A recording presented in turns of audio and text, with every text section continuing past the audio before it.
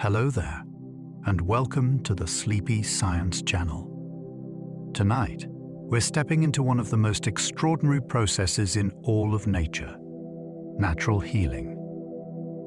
Beneath your skin, beyond your awareness, a vast and intricate system is always at work. Cells communicate in silent signals. Tissues rebuild themselves with remarkable precision. Tiny forces repair damage, restore balance, and quietly keep you alive from moment to moment. Even now, as you listen, your body is not still. It is adapting, responding, and renewing in ways that are both complex and beautifully coordinated. What may seem like simple recovery is, in truth, a constant and dynamic process. One that connects your immune system, your mind, your sleep, and even the unseen life within you. It is a story of resilience, memory, and transformation that unfolds every second of your life. If you enjoy these gentle journeys, I invite you to like, subscribe, or share a thought below. It helps others find their way here too, one sleepy soul at a time. But for now, all you need to do is settle in. Let your shoulders soften. Let your breathing slow. And allow your mind to settle into stillness as we explore the hidden science of healing together. Let's begin. Your body is healing itself, even while you sleep. The moment you drift off, repair does not pause. It deepens. While your mind steps back from the day, your body begins a night shift of astonishing precision. Hormones linked to growth and restoration rise. Damaged proteins are cleared away. Cells divide, replace, and reinforce the tissues that carried you through waking life. The immune system patrols for threats. Even the brain starts washing out metabolic waste through a fluid system that becomes more active during sleep. This is one reason exhaustion can feel so heavy when you are ill or injured. Your body is asking for time to rebuild. Sleep is not idleness. It is active biological maintenance on a grand scale. Every night, whether you notice it or not, you enter a state where repair becomes the priority, and survival quietly turns its attention toward renewal. A paper cut can trigger thousands of repair signals. What feels like a tiny accident is, to your body, a full emergency. The instant the skin breaks, alarm molecules race outward from injured cells. Nearby blood vessels tighten, then loosen. Platelets rush in and begin building a clot. Chemical messengers call immune cells to the scene, not in a vague way, but through specific signals that direct who arrives, when they arrive, and what they are meant to do. Some cells clean. Some defend. Some begin laying down the earliest framework for replacement tissue. Even pain has a role because it changes your behavior and protects the area from more harm. All of this can begin within seconds from a cut so small you might barely see it. A paper cut feels trivial because of its size, yet it reveals something extraordinary. Your body can detect the slightest breach and answer with a coordinated repair response of remarkable speed, accuracy, and complexity. Bones can rebuild themselves after being broken. A broken bone is not simply patched. It is rebuilt through a sequence so dramatic that it almost feels like a construction project hidden under the skin. First comes bleeding at the break, which forms a clot around the damaged ends. Then inflammatory cells arrive and clear debris. Soon after, a soft bridge, called a callus, begins to form. This early structure is flexible, almost like wet cement. Over time, it hardens as bone-making cells lay down fresh mineral and collagen, turning weakness into strength. Then comes the most remarkable stage of all. The bone reshapes itself according to stress, trimming excess material and reinforcing the lines where force travels most. In children, this can happen with astonishing speed, but adults can do it too. Months after a fracture, what remains is not a glued seam, but living tissue, restored by cells that know how to break, build, measure, and refine. Your skin knows how to close a wound. Skin is far more than a covering. It is a living barrier with an embedded repair program. When that barrier is broken, the response begins from below the surface. Blood forms a temporary seal, but the real work happens underneath. Fibroblasts move in and start laying down collagen, creating a supportive framework. New skin cells at the wound edge flatten and crawl across this scaffold, inching toward one another until the gap narrows and closes. At the same time, tiny blood vessels grow inward to feed the rebuilding tissue. Nerves may slowly follow. If the injury is small, the process can be neat and barely visible. If it is deep, the repair must happen faster, and that urgency can leave a scar. Even then, the result is astonishing. Your skin can sense damage, stop invasion, rebuild structure, and restore a protective surface without instruction from your conscious mind. It simply knows what to do. Sleep is one of the body's most powerful medicines. When people are ill, tiredness is not a flaw in the system. It is often part of the treatment plan written by biology itself. Sleep changes the body's priorities. Energy that might have gone into movement, focus, and reaction can be redirected toward immunity, repair, and internal balance. During deeper stages of sleep, the body releases hormones that support tissue maintenance and growth. The immune system becomes better able to organize defenses and build memory after infection. Information can be regulated more effectively. Even pain may feel different after proper rest, because the brain processes discomfort through a calmer and more stable lens. This is why one bad night can make everything feel sharper, heavier, and harder to bear. Sleep does not work like a pill, and it is not a cure by itself. But it creates the conditions that healing systems need. Without it, recovery slows. With it, the body gains ground. The placebo effect can trigger real biological healing. One of the strangest findings in medicine is that belief can produce physical change. When people expect relief, the body sometimes responds as though help has already arrived. Pain can decrease. Nausea can ease. Tremors can soften.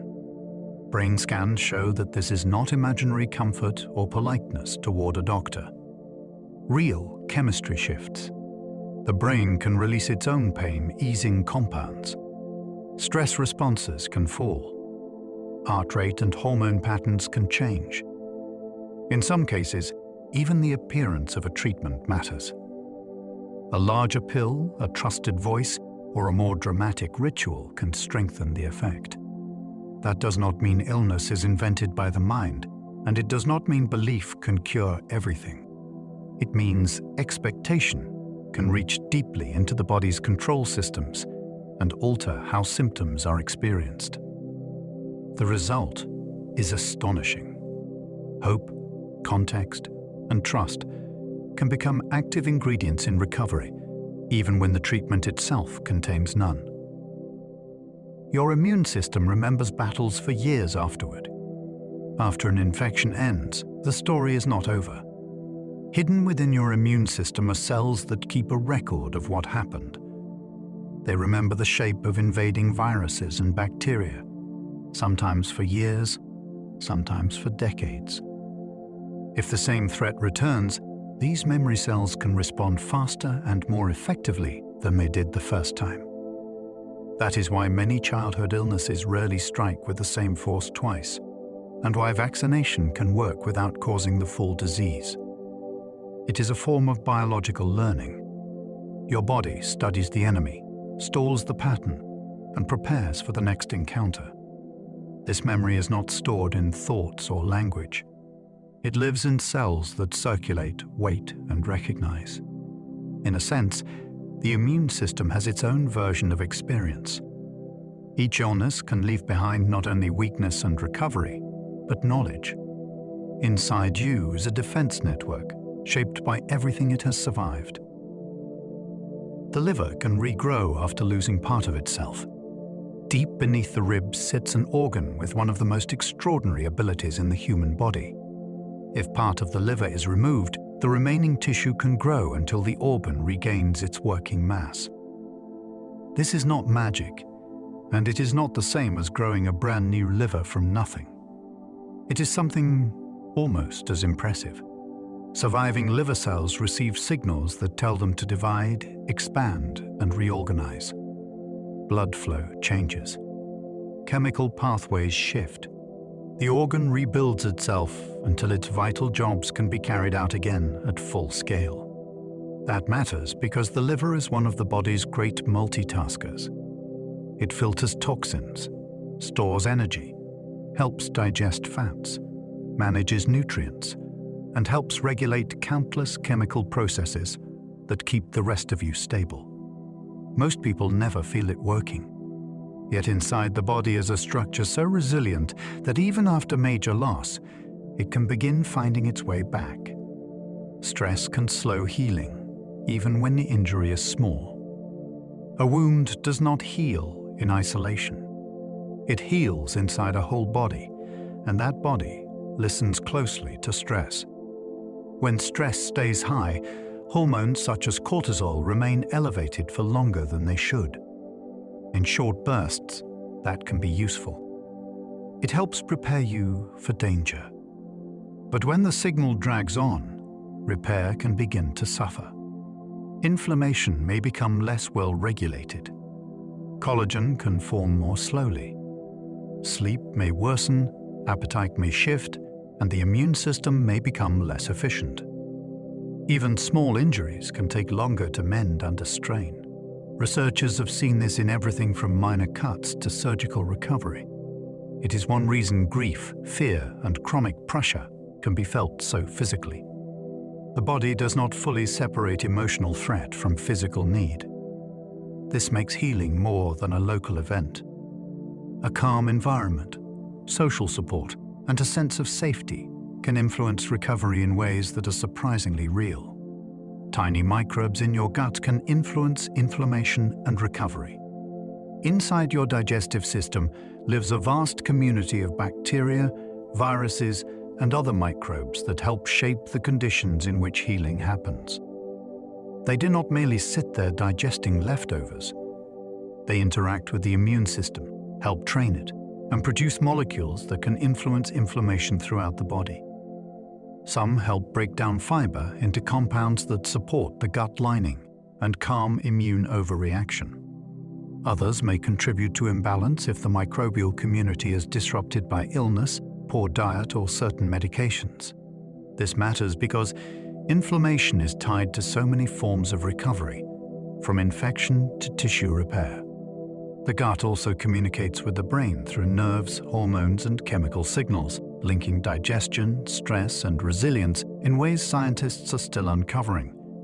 In other words, recovery is not only about the injured place. It is also shaped by an unseen inner ecosystem, where microscopic life may help tip the balance toward repair. Blood clots are emergency repair patches made in minutes. The moment a blood vessel breaks, your body begins building a barrier at astonishing speed. Platelets drifting through the bloodstream suddenly change shape, become sticky, and cling to the damaged edges. They gather into a plug, then call in a mesh of fibrin, a tough protein that weaves through the gap like threads pulled tight across a tear. Red blood cells become trapped inside, thickening the seal until bleeding slows and stops. This all happens before you have time to think about it. What looks like a simple clot is really a rapid engineering response, one designed to save pressure, protect the wound, and create the first stage of repair. Later, once danger has passed, the body begins dissolving the patch so normal flow can return. It is a temporary wall built under pressure, then taken down again with care, like emergency scaffolding raised in the middle of a storm. Inflammation is a rescue mission, not just a problem. It is easy to think of redness, heat, and swelling as signs that something has gone wrong. In reality, they often signal that help has arrived. When tissue is damaged, blood flow increases to bring immune cells, nutrients, and chemical messengers into the area. The warmth comes from that increased circulation. The redness reveals the rush of blood. The swelling reflects fluid and cells moving in to protect and repair. This early response can be uncomfortable, but without it, many injuries would remain open, contaminated, or poorly rebuilt. Problems begin when the process is excessive, misdirected, or lasts too long. Then the rescue mission becomes part of the damage. But at the start, it is one of the body's oldest survival tools. It clears threats, marks the site, and prepares the ground for rebuilding. What feels alarming on the surface is often the visible sign of a defense system doing exactly what it was designed to do. Scars are the body's fast answer to damaged tissue. When injury is deep, speed matters more than perfection. Instead of rebuilding the exact original architecture, the body often chooses a quicker path. Fibers of collagen are laid down in thick bundles, pulled across the damaged space to close it and restore strength. The result is useful, durable, and often life-saving, but it is not identical to what was there before. Scar tissue may be less flexible. It may contain fewer sweat glands, fewer hair follicles, and a different pattern of sensation. In some parts of the body, it fades into near invisibility. In others, it thickens or stays raised for years. Every scar is evidence of compromise, a trade between time and precision. The body makes that decision because an imperfect barrier is better than none at all. What remains on the skin is not simply a mark from the past. It is a visible record of urgency, survival, and repair. New blood vessels grow wherever healing tissue needs support. Freshly injured tissue cannot survive on hope alone. It needs oxygen, nutrients, and waste removal, which means it needs access to blood. So the body begins an extraordinary process called angiogenesis. Tiny vessels at the edge of the wound send out budding extensions that push into the damaged area, almost like roots searching for water in dark soil. Guided by chemical signals released from cells under stress, these vessels branch, connect, and create new routes of supply. This is why healing tissue often looks pink or red. It is rich with new circulation. Without that network, rebuilding would stall. Cells cannot divide, collagen cannot be laid down properly, and debris cannot be cleared away efficiently. Later, once the tissue becomes more stable, some of those vessels recede and the color fades. For a time, though, a wound becomes a place where the body grows new plumbing, all to keep a fragile construction site alive. Collagen acts like biological scaffolding during repair. Much of healing depends on the remarkable protein that gives tissue structure, tension, and form. Collagen is the framework on which repair is built. After injury, specialized cells begin producing it in large amounts, weaving it through the damaged area to create support for everything that follows. New cells migrate across it. Blood vessels grow through it. The tissue gradually organizes itself around it. At first, the fibers are arranged quickly and somewhat roughly, because the goal is closure and strength. Over time, the pattern can be remodeled, tightened, and aligned according to stress and movement. This is why recovery changes over weeks and months rather than appearing all at once. The body first throws up a scaffold, then improves it.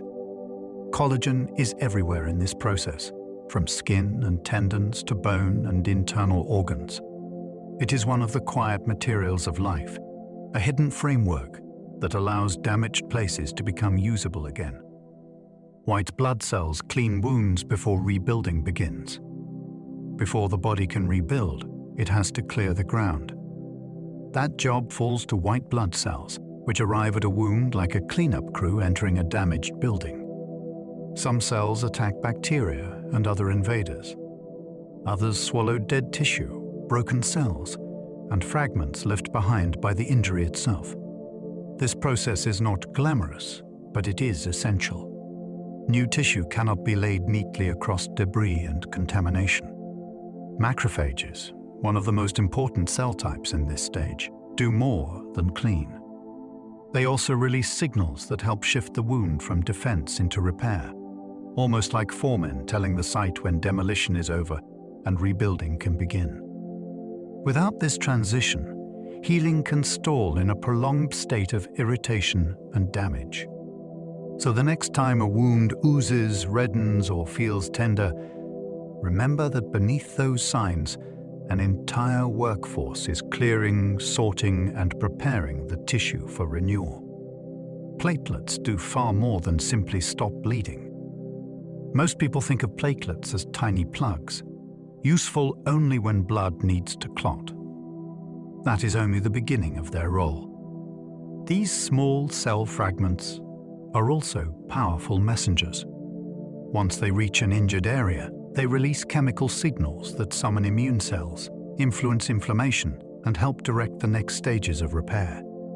They call for fibroblasts, encourage vessel growth, and help set the timing for tissue rebuilding. In a sense, they do not just close the breach. They help announce that construction has begun. This is why platelet-rich treatments have attracted interest in sports medicine and recovery research. Scientists are trying to use the signaling power of platelets, not just their sticking power. Inside each one is a packet of instructions waiting for the moment of damage. So when you see blood clotting, you are not merely watching a leak being sealed. You are witnessing one of the body's earliest command centers coming online. Swelling can protect damaged tissue while repair gets underway. It may feel awkward, tight, or even alarming, but swelling can serve a purpose in the first phase of healing. Fluid gathers around damaged tissue for several reasons. It helps deliver immune cells and repair molecules to the area. It creates a buffer that can limit movement and reduce further injury. It also changes the local environment in ways that support defense and cleanup. Think of it as the body placing a temporary cushion and barrier around a site that has become vulnerable. Of course, more is not always better. Excessive swelling can increase pain, restrict circulation, or slow progress if it lasts too long. But in the early stage, some degree of puffiness is often part of the plan rather than a sign of failure. The body is creating space, flooding the area with resources, and buying time. What seems inconvenient from the outside may be protective strategy unfolding from within. Bruises reveal blood vessels healing beneath the skin. A bruise begins when tiny blood vessels break and leak into surrounding tissue. Because the skin is still intact, the blood cannot escape, so it spreads under the surface and creates those familiar patches of blue, purple, or black. Then the colors begin to change, and that change tells a story. As the trapped blood is broken down and teared away, pigments shift through green, yellow, and brown before fading almost completely. What looks dramatic on the skin is really evidence of a quiet cleanup operation in deeper layers. Cells arrive to dismantle the spilled blood. The damaged vessel walls seal. The tissue reabsorbs what it can and carries the rest away. Even the strange color progression reflects chemistry in motion. A bruise is not just a stain from impact. It is a visible timeline. For several days, sometimes longer, your body lets you watch the work of repair happening beneath the surface. Even itching can be part of recovery. Few sensations are more maddening than the itch that can arrive as a wound starts to mend. Yet that irritation often signals that important changes are underway. As tissue rebuilds, New skin cells spread, nerve endings recover, and immune chemicals shift in the area. Histamine and other substances can stimulate sensory nerves, creating the urge to scratch. At the same time, the wound surface may be drying, tightening, or covered by a forming scab, all of which can add to the sensation. Itching is especially common in healing skin because the nervous system is reconnecting with tissue that has recently been inflamed or damaged. The problem is that scratching can tear the fragile surface and delay progress, even though the urge feels almost irresistible. In this way, healing can be strangely contradictory. The same body that repairs the wound also creates a sensation that tempts you to disrupt it. Recovery is not always comfortable. Broken bones heal by building fresh tissue, not gluing together. It is tempting to imagine a fracture as two hard pieces that simply need sticking back into place. The body does something far more impressive. After a break, cells create entirely new tissue between and around the damaged ends.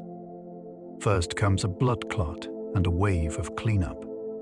Then a soft callus begins to form, made of fibrous tissue and cartilage. This early bridge holds the pieces together while stronger material is prepared. Later, bone-producing cells replace that softer structure with mineralized tissue, turning flexibility into strength. Over time, the shape is refined further, almost like a sculptor returning to smooth and strengthen a rough first draft. Alignment matters, of course, and doctors can help position the pieces correctly. But the actual reunion is carried out by living cells making brand new material. The break does not simply close. It is reconstructed from within, using a sequence that combines urgency, patience, and remarkable biological skill. Bone is constantly rebuilt, even without an injury. Your skeleton may feel like the most permanent part of you, but it is in constant conversation with the rest of your body. Tiny crews of cells are always at work. Some dissolve small areas of old bone. Others arrive behind them and lay down fresh, mineralized tissue. This ongoing process is called remodeling, and it happens because bone is not just support. It is a living reservoir for minerals, a responder to physical stress, and a structure that must adapt over time. If it remained unchanged, it would grow brittle or poorly matched to the forces placed on it. Instead, it renews itself in small, hidden cycles. This is why diet, hormones, age, and movement all shape skeletal health. Your bones are listening to your life and adjusting accordingly. Even now, beneath the stillness of your body, your skeleton is being edited, refreshed, and rebalanced by cells you will never feel at work. Weight-bearing exercise teaches bones where to grow stronger. When you walk, climb stairs, lift, or jump, your bones receive more than force. They receive information. Mechanical strain bends the tissue by tiny amounts, and cells buried inside the bone detect those changes. In response, the body reinforces the areas that are working hardest, adding density where it is needed most. This is one reason astronauts lose bone mass in space. Without regular loading, the skeleton receives far fewer signals telling it to stay strong. It is also why exercise can help protect against weakness later in life. Bone is not strengthened by motion in the abstract. It is strengthened by carrying weight, resisting gravity, and responding to meaningful stress. The process is subtle, but over time, it can be profound. Each step becomes a message. Each lift becomes a lesson. The skeleton learns from pressure and changes its structure accordingly, almost like architecture that improves itself by studying the weather. Children often heal faster because their tissues rebuild rapidly. Anyone who has watched a child recover from a scrape, a bruise, or even a fracture can be startled by the speed of it. Part of the reason lies in growth itself. A child's body is already in a constant state of building. Bones lengthen, skin renews, and tissues are supplied by robust circulation and strong regenerative signals. Cells divide more readily. Repair systems are primed for expansion. Even the skeleton contains growth plates, regions of active change that give young bodies remarkable flexibility and recovery potential. That does not mean children are indestructible. Severe injury can still have lasting effects, and growing tissues can be vulnerable in their own ways. But in many ordinary injuries, youth provides biological momentum. The body is already moving toward development, and healing can ride that same current. Recovery in childhood often feels almost magical because the machinery of growth and the machinery of repair are working side by side. Tendons heal slowly because they receive less blood. Tendons are the tough cords that anchor muscle to bone, and their strength comes at a cost. Compared with richly supplied tissues like muscle or skin, tendons have relatively limited blood flow. That means fewer nutrients, fewer oxygen-carrying cells, and slower delivery of the many ingredients required for repair. When a tendon is strained or torn, the body can still respond, but the process often moves with frustrating slowness. Collagen must be rebuilt and aligned carefully, because tendons do not just need to close. They need to transmit force cleanly with every step, lift, or stretch. If healing is rushed, the new tissue may remain disorganized and weaker than before. This is one reason tendon injuries can linger and why rehabilitation must balance patience with the right amount of loading. These structures are built for endurance, not speed, and when they are hurt, they ask the same of recovery. Muscles can repair themselves after tiny exercise damage.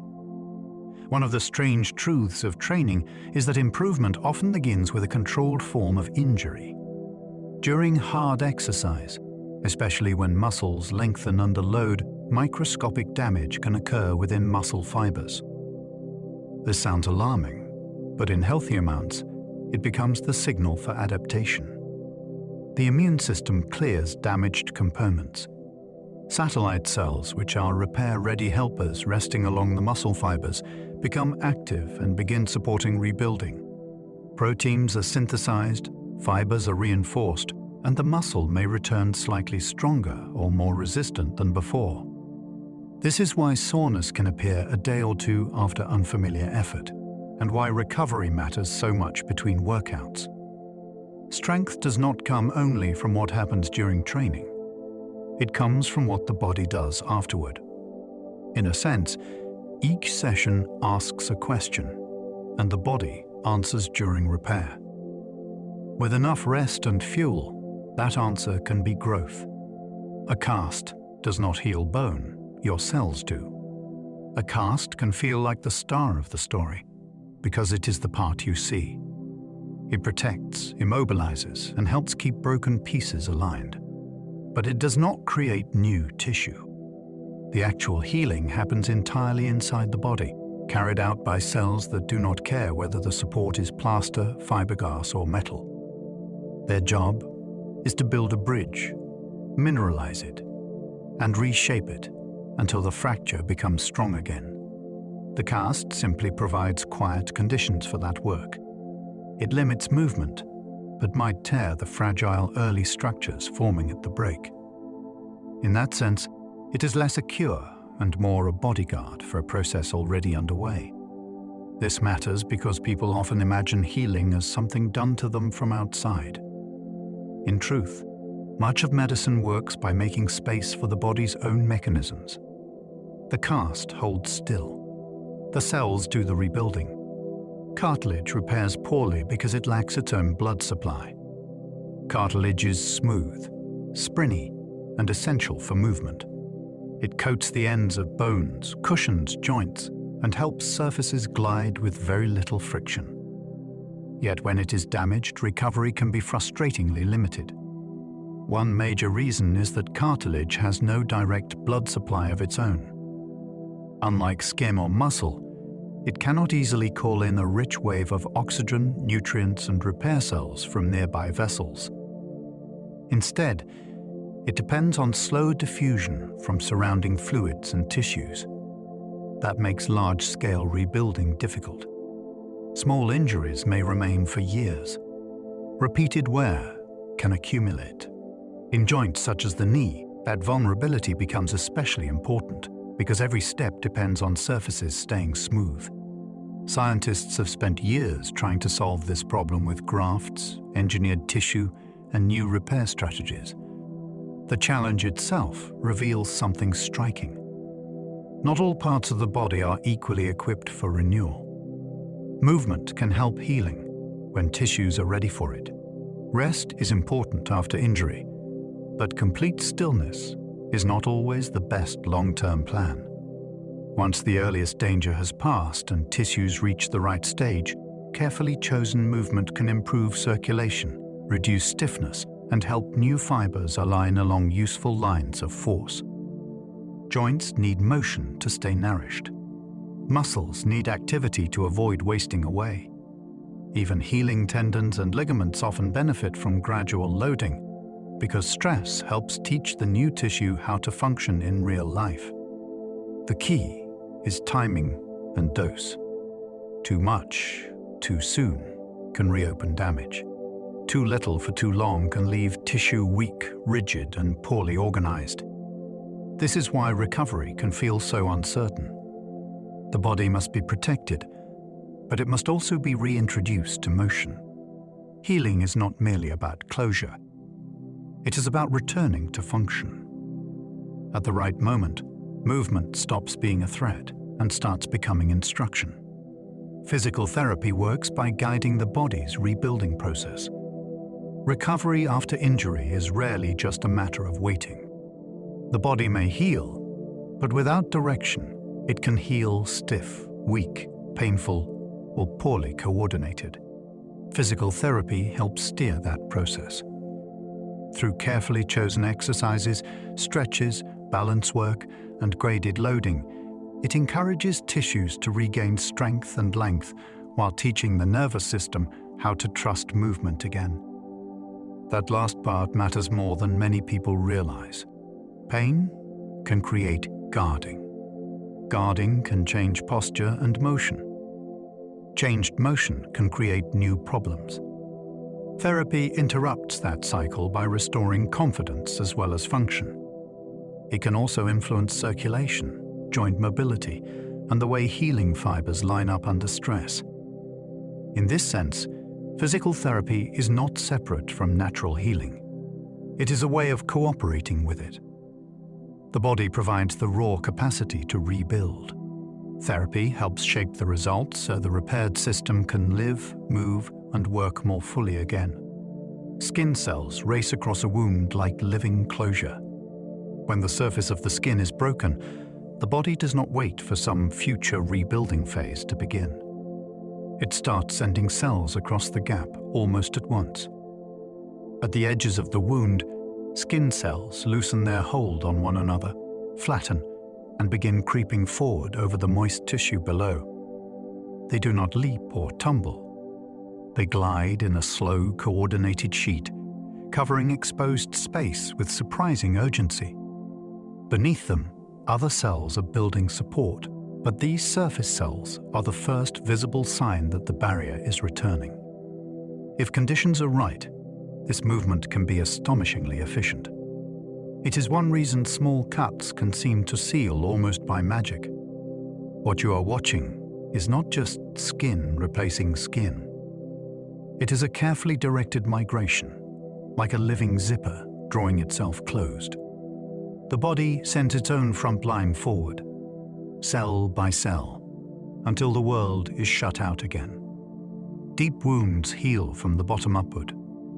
A deeper injury cannot simply seal over at the surface, because that would trap empty space and damaged material underneath. Instead, the body fills the wound from its deepest layers first.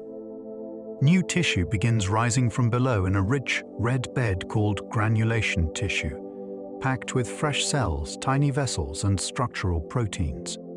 Little by little, the hollow space becomes solid again. Only once enough of that inner rebuilding has taken place can the surface close properly. This is why deep wounds often seem slower and more dramatic. The body is rebuilding a landscape, not just drawing shut a slit in the skin. If the top closed too quickly, healing could be weaker and infection more likely. So recovery follows depth before appearance. It starts where the danger is greatest and works its way outward. What looks like slow progress on the outside is often the sign of very intelligent progress below the surface. Scabs are temporary shields, not the actual repair. A scab may look like the healed part because it is dry, dark, and easy to see. In truth, it is more like a roof over a worksite. Formed from dried blood, clotting proteins, and wound fluid, it helps shield the damaged area from dirt, bacteria, and repeated friction, while the real rebuilding happens underneath. Beneath that crust, cells are moving, collagen is being laid down, and new tissue is forming in damp, protected conditions. The scab is useful because it covers vulnerability, but it is not the final answer. That is why forcing it off too early can reopen the wound and send the body backward.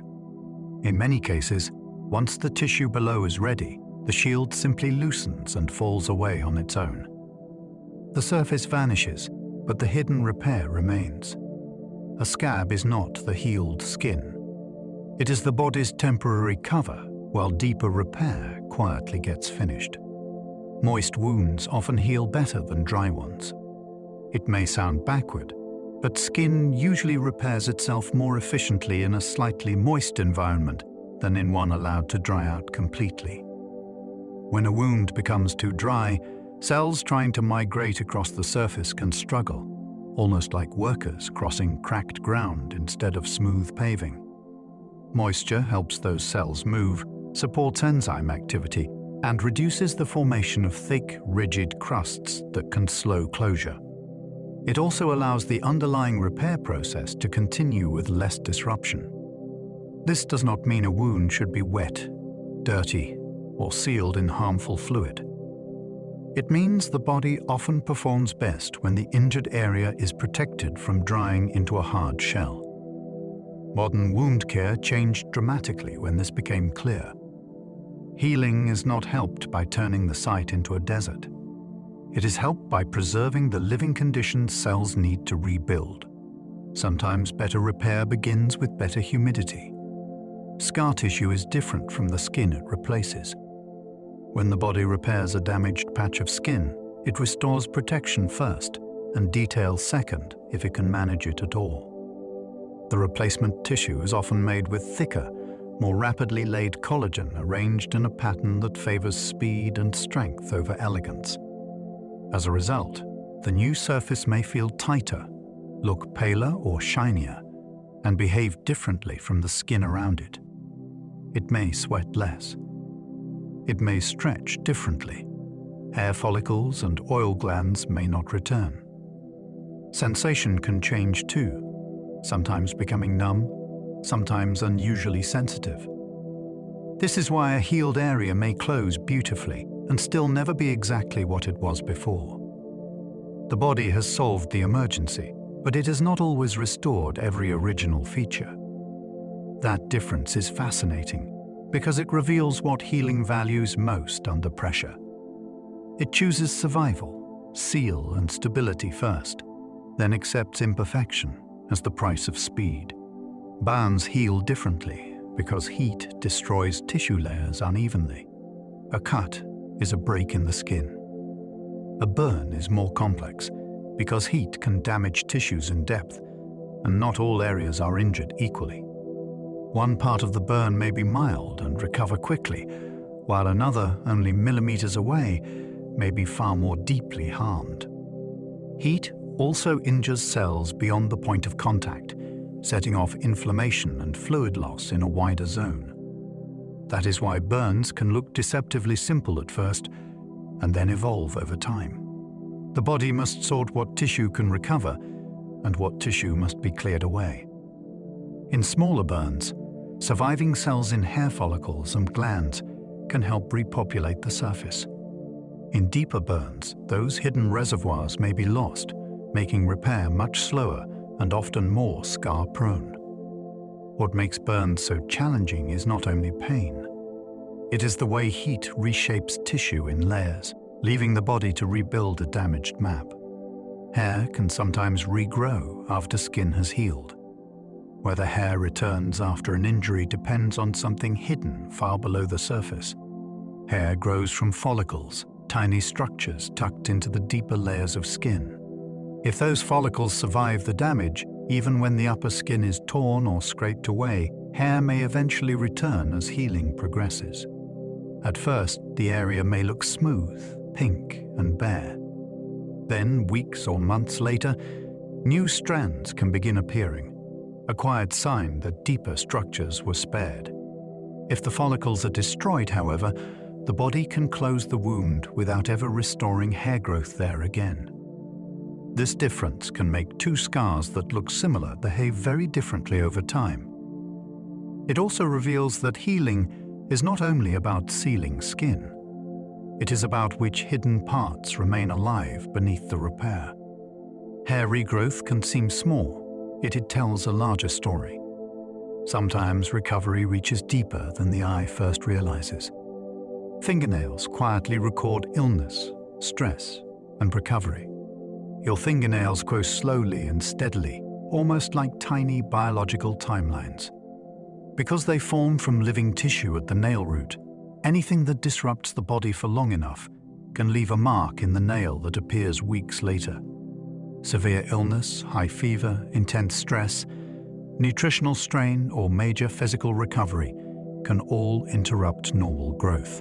When that happens, lines, ridges, discoloration, or temporary weak spots may develop and then move outward as the nail continues to grow. In other words, your body can write a delayed record of hardship into your hands. Doctors sometimes use these clues to piece together events that happened months earlier. Unlike the drama of a wound or fever, the nail's testimony is slow and almost secret. It becomes visible only with time. That is what makes it so fascinating. Long after the crisis has passed, the body may still be carrying a timeline of recovery on the tips of your fingers. The mouth heals unusually fast because saliva aids repair. Anyone who has bitten the inside of their cheek has likely noticed how quickly the mouth can recover. Part of that speed comes from a remarkable environment. The tissues inside the mouth have rich blood flow, which brings oxygen, nutrients, and repair cells rapidly to the injured area. But saliva also plays an important part. It keeps the tissue moist, helps wash away debris, and contains substances with antimicrobial and healing supportive effects. The result is an environment where cells can move and rebuild efficiently, despite constant movement from talking, chewing, and swallowing. This is especially striking when compared with skin, which dries more easily and faces harsher exposure to the outside world. The mouth seems fragile because it is soft, yet it often mends with surprising speed. Inside that warm and constantly active space, the body has created one of its most effective repair settings, where even repeated minor injury can disappear quickly. Oral wounds often scar less than skin wounds. The inside of the mouth does something that fascinates scientists and surgeons alike. It often heals with less visible scarring than ordinary skin. Part of the reason lies in its environment. Oral tissue stays moist, has rich circulation, and is exposed to a different blend of immune and repair signals than the outer skin. The inflammatory response can be more tightly controlled, which matters because heavy inflammation often pushes healing toward thicker scar formation. Cells in the mouth also seem especially good at reorganizing tissue without leaving the same kind of fibrous imprint seen on the skin. This has made oral healing a model for researchers who want to understand how human tissue might one day heal more cleanly elsewhere in the body. Hidden inside your own face is a living example of more elegant repair. The body already knows how to heal with less scarring in some places. We are still learning why. Fever can help the body fight infection more effectively. A rising temperature can feel miserable, but fever is often part of the body's strategy rather than a failure of control. When infection is detected, the brain can reset the body's thermostat upward, making it harder for some microbes to thrive and easier for immune defenses to work at full strength. Certain immune cells move and function differently in a warmer internal environment. The body also shifts its behavior. You may rest more, eat less, and conserve energy, all of which can indirectly support the fight. Of course, fever is not always harmless. If it climbs too high or appears in vulnerable people, it can become dangerous and needs careful attention. But the idea itself is extraordinary. Your body can deliberately heat itself as part of defense. Instead of waiting passively for invaders to leave, it changes the battlefield. That burning forehead may be the sign of a system trying to give itself the advantage. Rest is part of healing because immunity costs energy. Defending and repairing the body is expensive work. Immune cells must multiply, travel, communicate, engulf threats, produce proteins, and coordinate cleanup, all of which demands energy and raw materials. That is one reason illness can make even simple movement feel heavy. The body is diverting resources inward. When you rest, more of your available energy can be used for temperature control, immune activity, tissue repair, and the countless hidden tasks that recovery requires. This is not laziness dressed up as wisdom. It is biology being practical. Muscles, digestion, concentration, and alertness all compete for the same fuel. During sickness or healing, the body begins making choices about what matters most in that moment. Rest gives it room to choose repair. It is a form of cooperation with your own physiology. Doing less on the outside can mean far more is happening within. Recovery often looks still, but it is powered by intense internal effort.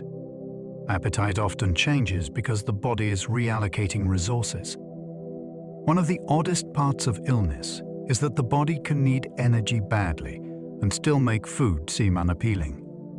Appetite is not just a response to an empty stomach. It is shaped by hormones, immune signals, temperature, and the brain's sense of what the body most needs in the moment. During infection or injury, these systems can shift dramatically. Nausea may protect against taking in risky substances when the body is already under strain. Loss of appetite may help redirect energy away from the work of digestion and toward defense. In other cases, hunger may increase as repair demands more fuel. Either way, appetite becomes part of the healing story rather than a simple measure of willpower. This is why food preferences can change so sharply during recovery. The body begins rewriting priorities. Even something as familiar as hunger becomes a signal shaped by survival, chemistry, and the hidden economics of repair. Infection can hijack healing and turn repair into damage. A healing wound is meant to move from clotting and cleanup into rebuilding. Infection can derail that sequence completely. When bacteria or other microbes gain a foothold, the immune system stays in battle mode. More inflammatory cells arrive. More tissue is damaged in the effort to control the invaders. Fluids increase, toxins may be released, and the wound environment can become hostile even to the cells trying to repair it. Instead of laying down strong new tissue, the body may be forced into a prolonged struggle that breaks down what it has already built. That is why infected wounds often become more painful, more swollen, more red, and slower to close. The danger is not just the presence of microbes. It is that they seize control of the timeline. A process designed for renewal becomes trapped in defense. Healing can continue only when the body regains command of the site and pushes the invaders back. Lymph nodes swell when immune cells gather for defense. Those small, bean-shaped structures in the neck, armpits, and groin can become tender and enlarged when the immune system is at work. Lymph nodes act like checkpoints and meeting halls for immune activity. Fluid from tissues drains through them, carrying fragments of microbes, damaged cells, and chemical signals. Inside, immune cells examine what arrives, compare it against what they know, and begin organizing a response if danger is detected. When that response becomes intense, the nodes can swell because more cells are arriving, multiplying, and mobilizing. It is a strange and vivid sign that the body is holding strategy sessions beneath the skin. A sore throat, for instance, can lead to swollen glands in the neck because nearby nodes are helping direct the defense. What feels like a lump is often evidence of coordination. The body has local command centers, and when trouble rises, they become active enough to be felt. Pus is a battlefield record, not just something gross. As unpleasant as it looks, pus is often evidence that an intense immune struggle has taken place.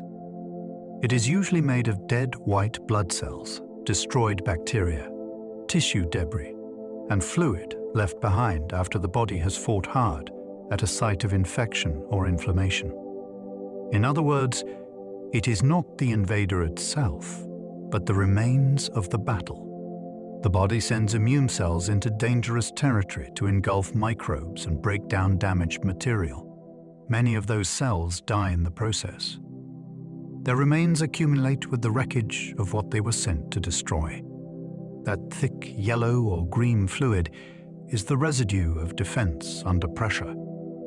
It can signal that the body is trying to contain a problem, though it can also mean the fight is ongoing and needs help. Even in something so unpleasant, there is a story of sacrifice, urgency, and biological combat written in plain sight. Antibodies can linger long after an infection has passed. Long after the fever falls and the symptoms fade, your body may still be carrying molecular souvenirs of the encounter. Antibodies are proteins made by immune cells to recognize specific parts of invading microbes. During infection, they help neutralize threats or mark them for destruction.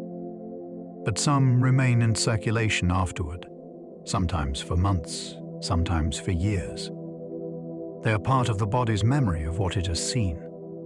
Their presence means the next encounter may unfold very differently, with faster recognition and a more efficient response.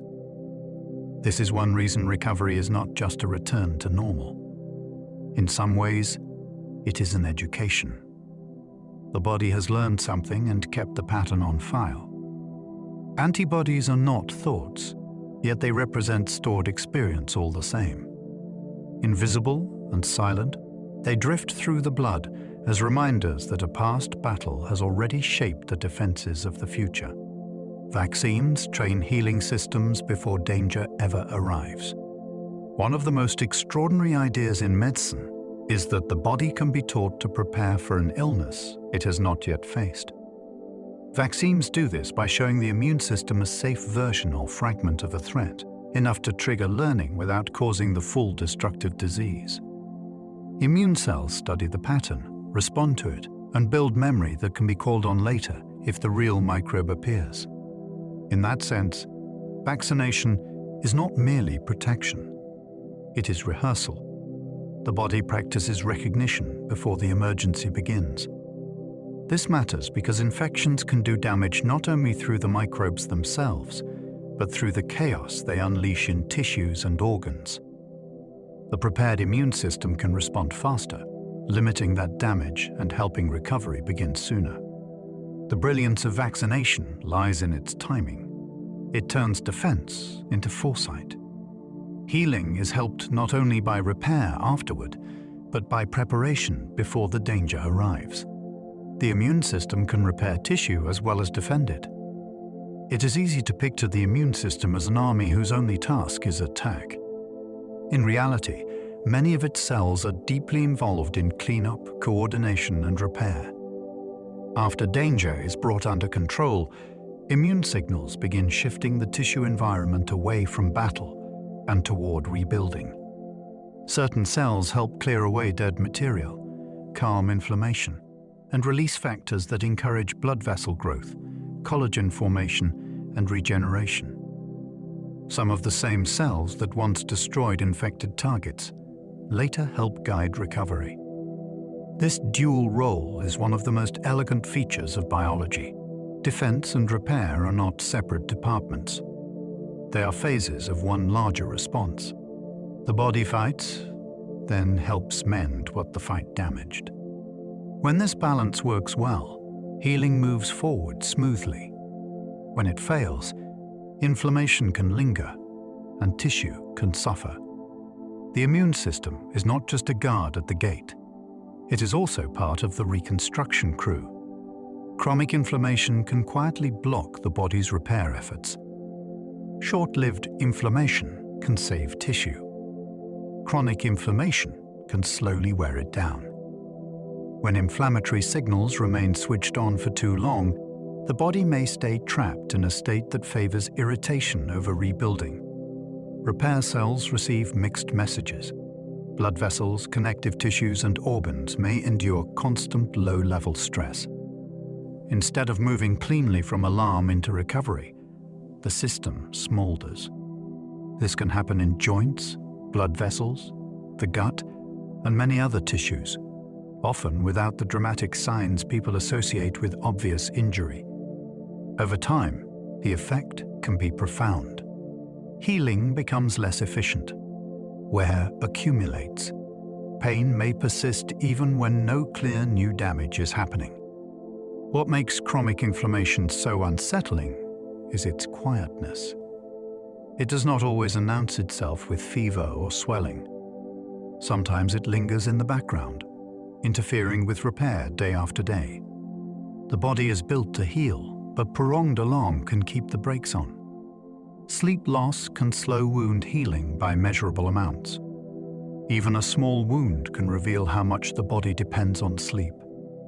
When sleep is cut short, healing does not merely feel harder. It can become slower in ways researchers can actually measure. The body releases fewer of the signals that guide immune cells to damaged tissue.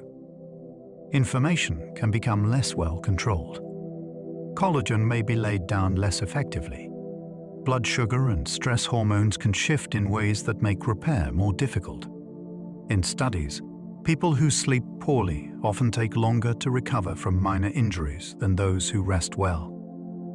That is astonishing, because it means the difference between healing quickly and healing slowly may begin not at the wound, but in the bedroom.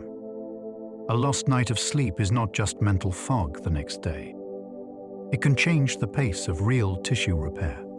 The body heals best when it is allowed to enter the deep, protected work of night. Deep sleep supports hormone release linked to tissue repair. Not all sleep is the same. In the deeper stages, the body enters one of its most important repair windows. Growth hormone rises during this time, helping support tissue maintenance, muscle recovery, and the rebuilding work that follows strain and injury. Protein synthesis becomes more efficient. Cells use the quiet of deep sleep to restore what waking life has worn down. This is one reason deep sleep is so valuable after illness, hard exercise, or physical stress. The body is not simply unconscious. It is chemically shifting into a state where restoration can happen more effectively. In children, this supports growth. In adults, it helps preserve and repair. The remarkable part is how hidden it all is. You lie still in the dark, seemingly doing nothing at all, while beneath the surface your body enters one of its most biologically active states. Deep sleep feels passive from the outside, yet it is one of the night's busiest forms of healing. Dreams may help the brain recover from emotional stress. Dreams can feel chaotic, strange, or almost meaningless, yet many scientists suspect they may help the mind process emotional strain in a valuable way. During dreaming sleep, especially in rapid eye movement sleep, the brain replays memory fragments, sensations, and feelings in altered combinations. This may allow difficult experiences to be revisited in a safer internal setting, where the emotional charge can soften over time. It is as if the brain is sorting through the day's unfinished feelings after the outer world has gone quiet. People under stress often dream more vividly, which suggests the sleeping mind may be trying to work with material the waking mind has not fully settled. The images may be bizarre, but the function may be deeply practical. Healing is not only about skin and bone. It also involves memory, fear, and emotion. In dreams, the brain may be tending to those invisible wounds in its own mysterious language. Circadian rhythms influence when cells repair damage most efficiently. Your cells do not work at the same intensity at every hour of the day. Deep inside them are clock genes, tiny timing systems that help coordinate when certain tasks happen most effectively. Some repair processes are more active at particular times, and some tissues appear better prepared for damage control during specific phases of the daily cycle. Skin, for example, seems to change its repair priorities, depending on whether it expects daylight or darkness. The immune system also shifts across the day, adjusting how it responds to challenge. This means healing is not just about what happened to the body, but when it happened. The body keeps time in ways we rarely notice, and those rhythms shape repair from the cellular level upward. It is a beautiful idea. Beneath your awareness, trillions of cells are not only working, they are keeping schedule. Healing follows a clock as surely as waking and sleep do. Healing follows body clocks that shift across the day. Morning, afternoon, evening, and night are not just changes in light. They are changes in biology. Hormones rise and fall. Body temperature shifts. Immune activity changes tone. The nervous system leans toward alertness in one phase and rest in another. All of this helps shape how the body responds to strain and how it recovers afterward. Some medicines work better at certain times because the tissues they target are behaving differently across the day. Pain sensitivity can shift too. So can inflammation. Recovery is not a steady straight line from injury to wellness. It moves through repeating waves of readiness, activity, and repair. Even fever often rises in the evening because the body's clocks are influencing the immune response. What feels like one continuous body is actually a body moving through internal seasons every 24 hours. Healing flows through those shifts, guided by rhythms so ancient and reliable that they continue even when your watch is forgotten. Night shift work can disrupt normal recovery patterns. Human biology is deeply tuned to light and darkness. When people work through the night and try to sleep by day, that timing can become strained in ways that affect recovery. Hormone release may become less well aligned. Sleep can grow lighter and shorter. Metabolism can shift. Inflammation may become harder to regulate. Over time, these disruptions can affect immune function, tissue repair, and the body's general resilience after stress or illness. The issue is not only tiredness. It is a deeper mismatch between the body's inherited timing and the schedule it is being asked to follow. Many night workers adapt impressively, but the strain can still show up in subtle biological ways.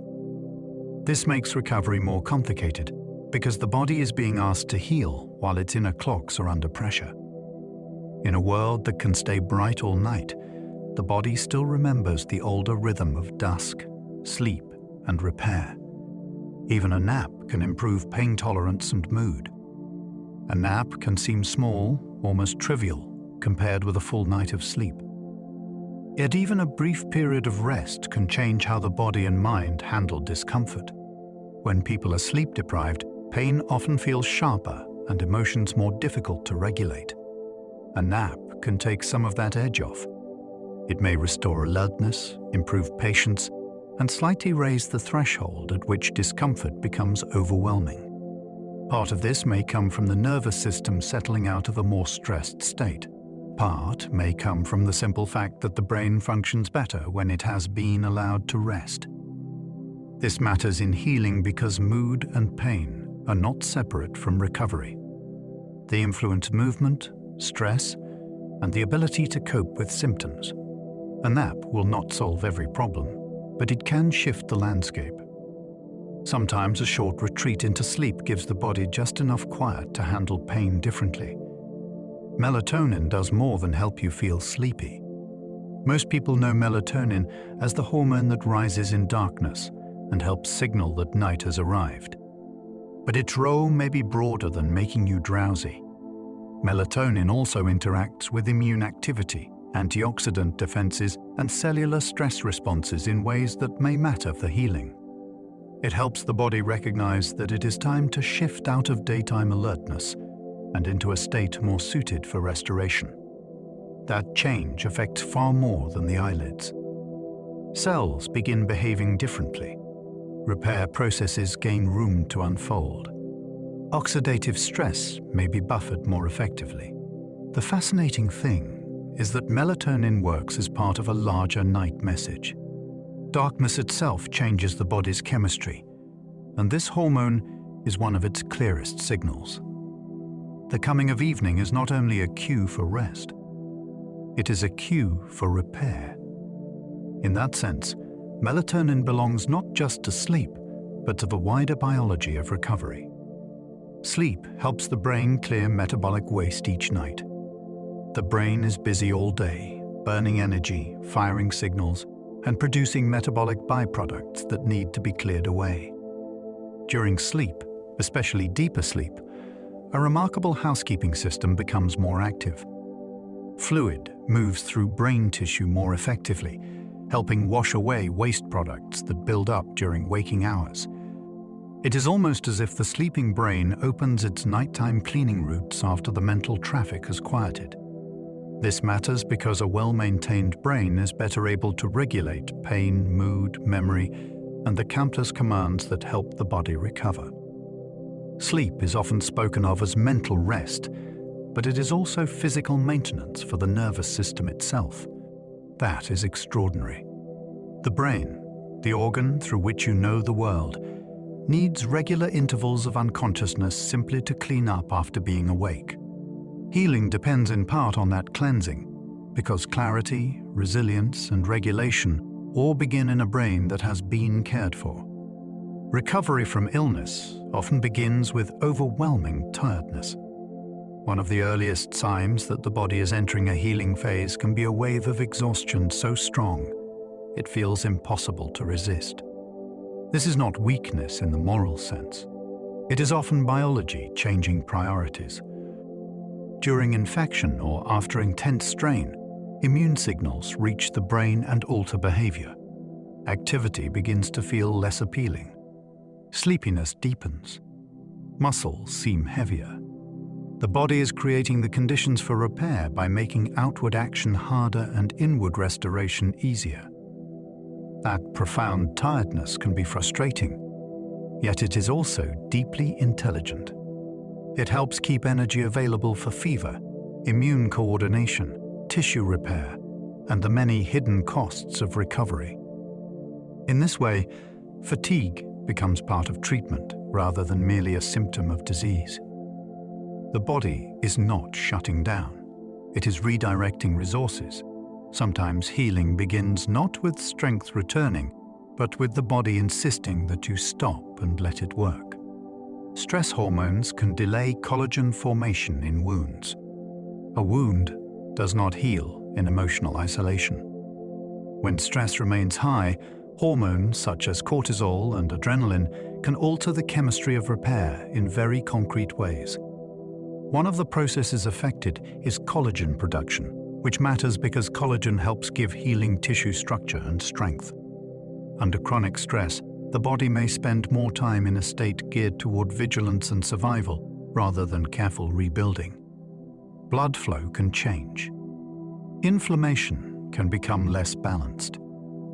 The result is that wounds may close more slowly or form weaker repair tissue than they otherwise would. This is striking because it shows that the body keeps listening to the wider situation even while trying to mend something local. A cut on the skin may be influenced by anxiety, grief, or pressure elsewhere in life. Healing is not only mechanical, it is contextual. The body builds best when it receives the message that danger has passed and it is safe to repair. Loneliness has been linked to slower physical recovery. Human beings are social creatures so deeply that isolation can affect not only mood, but the pace of bodily healing. Studies have linked loneliness and social disconnection with changes in stress hormones, immune signaling, and inflammation, all of which can shape recovery after illness or injury. This does not mean companionship is a magical cure, but it does suggest that the body responds differently when it feels alone. Supportive presence may help lower stress, improve sleep, encourage better routines, and create a greater sense of safety. In contrast, prolonged isolation can keep the nervous system more strained. That strain can echo through the biology of repair. The idea is moving and a little startling. A conversation, a hand on the shoulder, or the knowledge that someone is there may matter not only emotionally, but physically. Healing does not happen outside human connection. For many people, the body recovers best when the person feels less alone inside it. Calm breathing can shift the nervous system toward repair.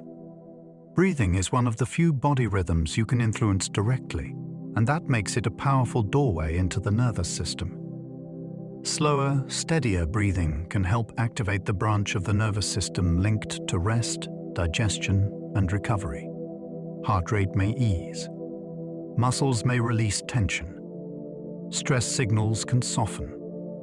In that calmer state, the body is less dominated by fight or flight and more able to support the processes of restoration that happen best when danger feels farther away.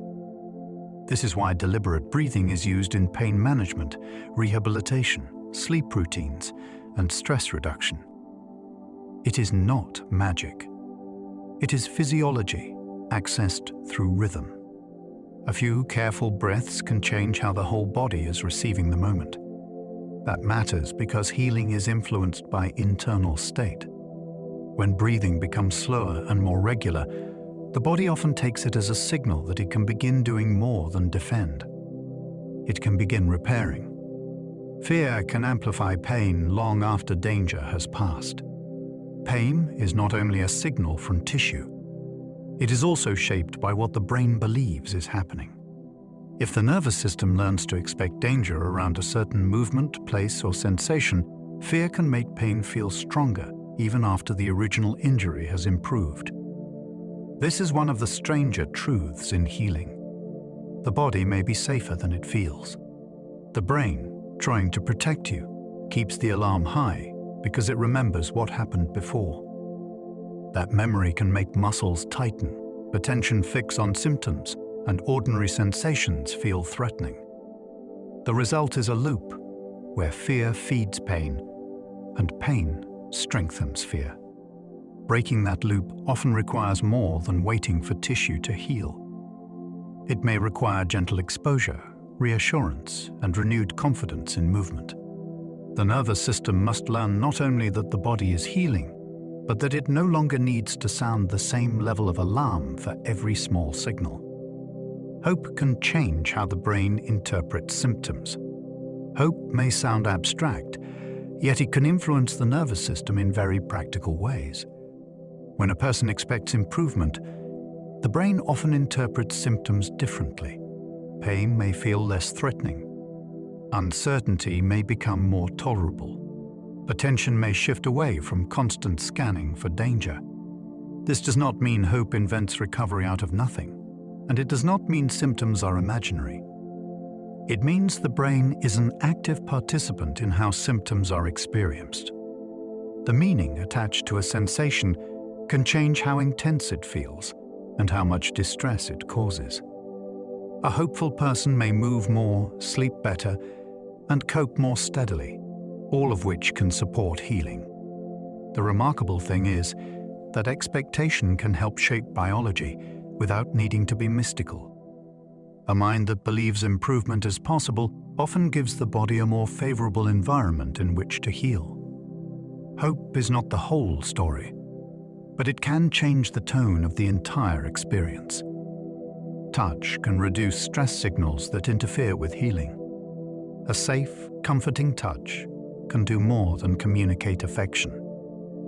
It can influence the body's chemistry in ways that support recovery. Gentle contact may help lower stress responses, soften muscle tension, and shift the nervous system toward a calmer state. Heart rate can settle. The body may release oxytocin and other signals linked to bonding and safety. This matters because stress and vigilance can interfere with repair, while calm can make restoration easier. There is something deeply human in that. The body seems built to respond to reassurance not only through words, but through physical presence. A hand held during pain, a careful embrace after shock, or the steady contact of a supportive person can become part of the healing atmosphere. Touch does not close wounds by itself, yet it can change the internal conditions under which wounds heal. Sometimes the body begins relaxing enough to repair because another body has communicated that it is safe. Placebo responses can release real pain-relieving chemicals. One of the most surprising discoveries in medicine is that placebo responses can involve real chemistry rather than mere imagination.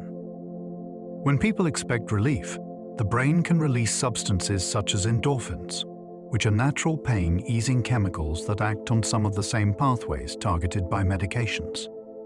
In certain cases, blocking those pathways can reduce the placebo effect itself, showing that something measurable and biological is happening. This is fascinating because it means expectation can become part of the body's pharmacy. A treatment ritual, a trusted clinician, or the belief that help is arriving can help unlock genuine symptom relief. The pain is not fake. The chemistry is not fake. The expectation is helping guide the response. Healing becomes more mysterious and more interesting here, because the mind is not floating above the body. It is part of the machinery. The brain can change pain with its own chemistry, simply because relief seems possible. Expectations can alter healing through the brain's chemistry. The brain is constantly trying to predict what comes next, and those predictions shape the chemistry of the body. If a person expects a treatment to help, the nervous system may shift toward reduced stress, altered pain signaling, and greater readiness for recovery. If the expectation is negative, the opposite can happen. Symptoms may feel worse, and the body may stay more guarded. This is sometimes called the nocebo effect, when expectations harm rather than help. What makes this so compelling is that belief is not floating in the air as a mere idea. It is translated into hormones, neurotransmitters, and patterns of attention that influence the body's experience from within. Healing is therefore partly interpretive. The same sensation can land differently depending on the story the brain is telling about it. That does not mean positive thinking overrides injury. It means expectation shapes the terrain in which healing happens, often through chemistry we cannot consciously feel. Trauma can leave traces in both mind and body. Trauma is not only remembered in thoughts. It can echo through the body long after the event itself is over. The nervous system may stay more alert, muscles may hold extra tension, sleep may become lighter, and stress responses may trigger more quickly than before. Sounds, places, or sensations can stir the body into readiness even when no current danger is present. This is one reason trauma can feel so physical. The body has learned from experience and reorganized itself around protection. That adaptation may once have helped survival, yet later it can interfere with calm, recovery, and trust in the world. Healing from trauma often involves more than understanding the event intellectually. It also involves helping the body learn that the emergency is no longer happening. Breath, movement, safe relationships, and careful therapy can all play a part. Trauma leaves marks in both memory and physiology, and recovery must often reach both places. Emotional safety can support recovery after physical injury. A body heals best when it is not constantly bracing for threat. After physical injury, emotional safety can make a real difference because it helps quiet the stress responses that keep the nervous system on guard. Clear reassurance, trustworthy care, a calm environment, and the sense of being listened to can all help the body shift away from alarm and toward repair. Pain may feel more manageable. Sleep may improve. Movement may return more easily. The person may be less likely to interpret every sensation as a sign of worsening harm. That change matters because fear and uncertainty can keep the body locked in protection long after the tissue itself is ready to progress. Healing is not only about bandages, medication, or time. It is also about whether the injured person feels safe enough to let recovery happen. Emotional safety is often invisible, yet it can become one of the conditions that allows the body to mend more fully. Your gut microbes help train the immune system early. Long before you understand the world, your body is already being educated by invisible life. In the gut, trillions of microbes begin interacting with immune cells from the earliest stages of life, helping teach the body what should be tolerated and what should be treated as a threat. Without that early conversation, the immune system can become poorly calibrated, reacting too weakly to danger or too strongly to harmless things. The remarkable part is that this training does not happen in a classroom like ours. It happens through chemistry, contact, and constant exchange along the lining of the intestines. Microbes release signals. Immune cells respond. Tissues learn what balance feels like. In a sense, part of your immune wisdom comes from living with other forms of life rather than fighting all of them. Healing depends on that wisdom. A defense system that knows when to attack, when to stand down, and when to repair is shaped in part by the smallest teachers in the body. Fiber feeds bacteria that produce molecules linked to healing. When you eat fiber, you are not feeding yourself in the usual sense alone. You are also feeding the microbial world inside you. Many gut bacteria thrive on fibers that human enzymes cannot fully break down. In return, those microbes produce short-chain fatty acids and other compounds that help nourish the cells lining the intestine and influence inflammation throughout the body. This matters because healing is not simply about closing wounds. It depends on immune balance, tissue integrity, and chemical messages that reach far beyond the gut. A meal rich in plant fiber can become fuel for microscopic factories, and those factories may help maintain the conditions that repair needs. It is a beautiful exchange. You provide the raw material, and the hidden ecosystem transforms it into signals that support resilience. What seems like ordinary digestion becomes something larger. A quiet partnership in which food is translated into healing chemistry by organisms you will never see. The gut lining renews itself with astonishing speed. Inside your intestines is a surface that faces constant challenge. Food passes through it. Microbes press against it. Digestive chemicals move nearby. And yet this lining remains one of the fastest renewing tissues in the body. Cells are born deep in tiny pockets called crypts, then rise toward the surface where they absorb nutrients, help defend against microbes, and eventually wear out and are replaced. In only a matter of days, much of that inner barrier can renew itself.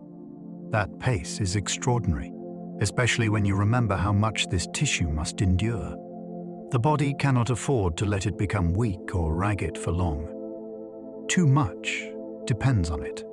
Nutrient uptake, immune sensing, and the separation between your bloodstream and the contents of the gut all rely on this thin but vital frontier. Hidden inside you is a surface rebuilding itself almost continuously, like a shoreline remade by each returning tide. Antibiotics can save lives but disturb microbial balance. Few medical discoveries have changed survival as dramatically as antibiotics.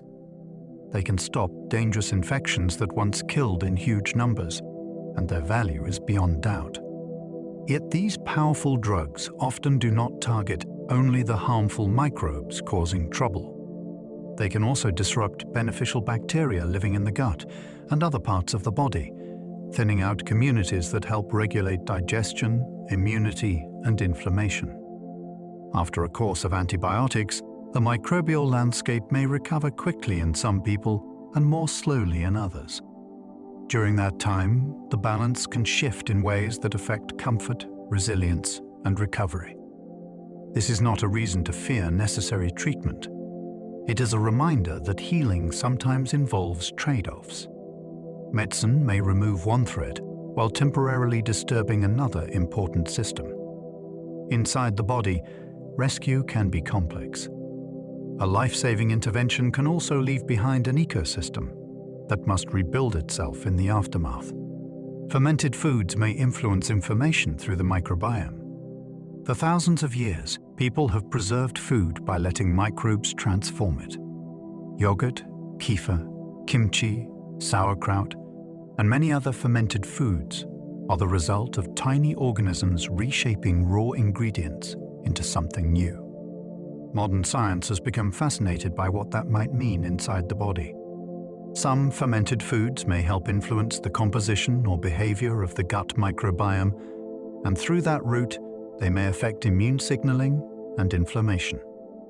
The story is not simple, and not every product works in the same way, but the underlying idea is captivating. A food altered by microbes outside the body may help shape microbial and immune behavior inside it. This brings healing into a very old rhythm. Humans, food, and fermentation have been partners for a long time. What once began as preservation may also have become a subtle way of tuning the inner ecosystem that helps support recovery and balance. The gut and brain communicate constantly through nerves and chemicals. The gut is not a silent tube that simply digests lunch.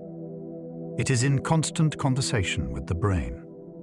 Signals travel through the vagus nerve, through hormones, and through immune and microbial chemicals that shape mood, appetite, stress, and even how the body prepares for challenge.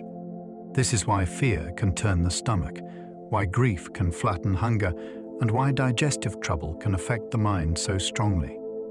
The relationship runs both ways. The brain influences gut movement and secretion, while the gut sends back information about the body's internal state. Healing is woven into this dialogue. Stress can disturb digestion, and gut imbalance can feed inflammatory or emotional strain that complicates recovery. Inside you is a two-way line of communication linking thought, sensation, and immunity. It means that repair is rarely isolated to one organ. The body heals as a connected whole, with the gut and brain speaking all the while. Some microbes help make vitamins the body needs. Not all of the vitamins your body uses come straight from food in finished form.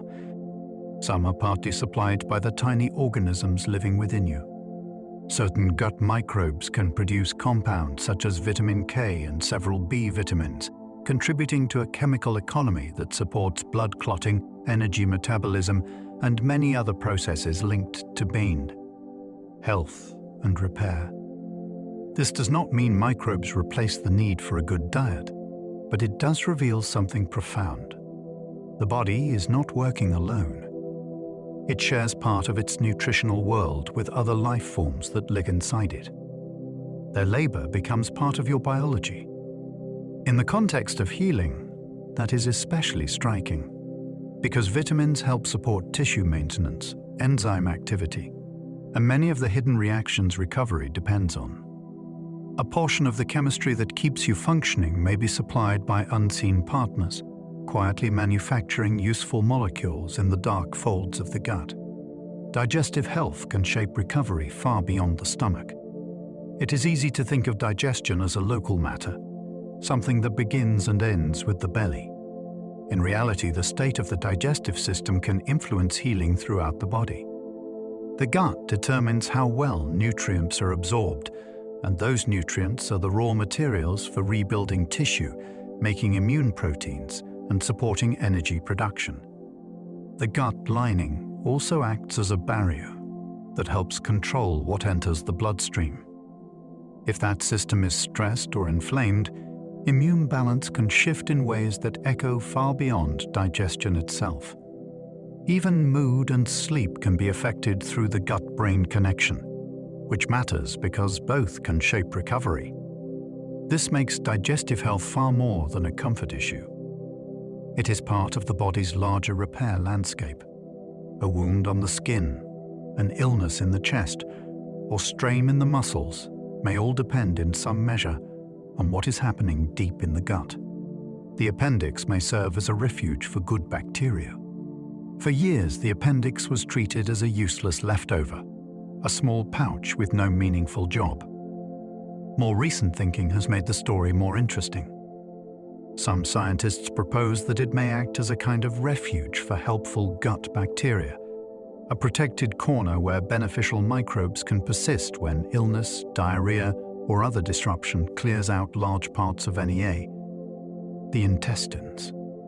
If conditions improve, those microbes may help recolonize the gut more effectively. The idea is still debated, but it transforms the appendix from a biological mistake into something more subtle. A backup chamber, a reserve, a tiny shelter for an ecosystem that matters to health and recovery.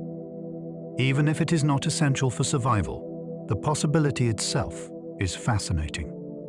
Hidden low in the abdomen may be a structure whose value appears only after disturbance, when the body needs help restoring microbial balance and starting the inner community up again.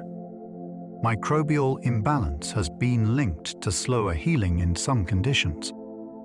When the microbial community in the body becomes less diverse or more unstable, recovery can become more difficult in surprising ways.